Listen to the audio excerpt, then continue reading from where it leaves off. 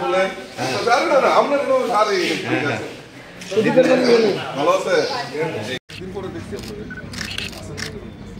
এইবার নরেন্দ্র মোদীজির পক্ষে ভোট চাই বিপ্লবী কেন্দ্রের প্রার্থী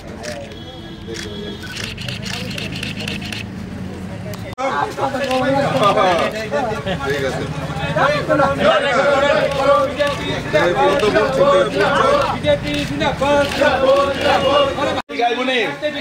বিপ্লব কুমার দেবকে বিপুল ভোটে জয়ী করুন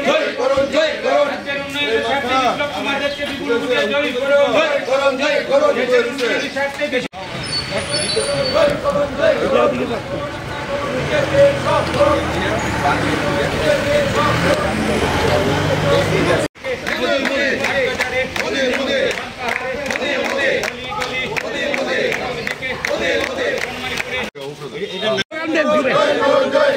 লোকসভা নির্বাচনে বিজেপি মনোনীত প্রার্থী বিপ্লব কুমার দেবকে বিপুল ভোটে জয়ী করুন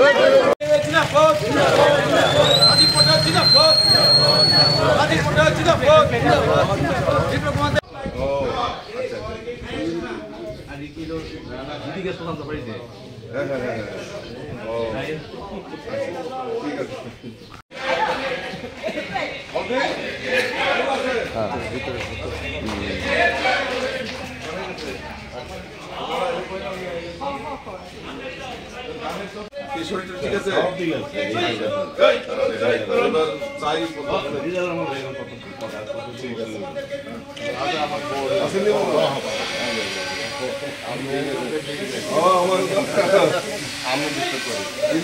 এবার পর্দা বলে হ্যাঁ অবশ্যই বলা বলা ভারত মাতা কি বিজেপি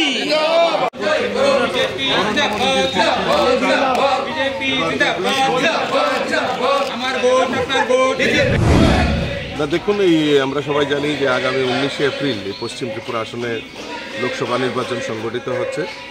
আমাদের যে মূল লক্ষ্য মোদিজিকে আবারও দেশের প্রধানমন্ত্রী বানানো এবং আমাদের এই ত্রিপুরা রাজ্য থেকে দুটি আসনেই আমাদের প্রার্থীদেরকে জয়ী করে মোদিজির হাতকে শক্তিশালী করার লক্ষ্যে আমরা বিভিন্ন প্রচারের মাধ্যমে সবচেয়ে বেশি যেটা আমরা গুরুত্ব দিচ্ছি ডোর টু ডোর মানুষের সঙ্গে জনসম্পর্ক করা, ম্যান টু ম্যান কানেক্ট করা। তো তারই অঙ্গ হিসাবে আমিও আজকে সকালবেলা থেকেই নয় বনমালীপুর এলাকায় আমি ডোর টু ডোর করছি। মানুষের মধ্যে ব্যাপক সাড়া রয়েছে।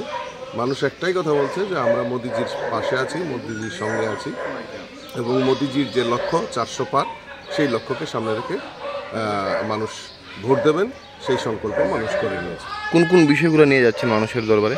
এই যে মোদিজির নেতৃত্বে দেশ যেভাবে যায় বিকশিত জায়গায় যাচ্ছে সেইগুলি এবং ভারতীয় জনতা পার্টির নেতৃত্বে সরকার পরিচালিত 2018-তে ত্রিপুরার যে প্রতিষ্ঠার পর একের পর এক যে উন্নয়ন প্রকল্পগুলি হয়েছে সেগুলি মানুষের সামনে তুলে ধরছি এবং লিফলেটের আকারে তাদের সামনে রাখা হচ্ছে।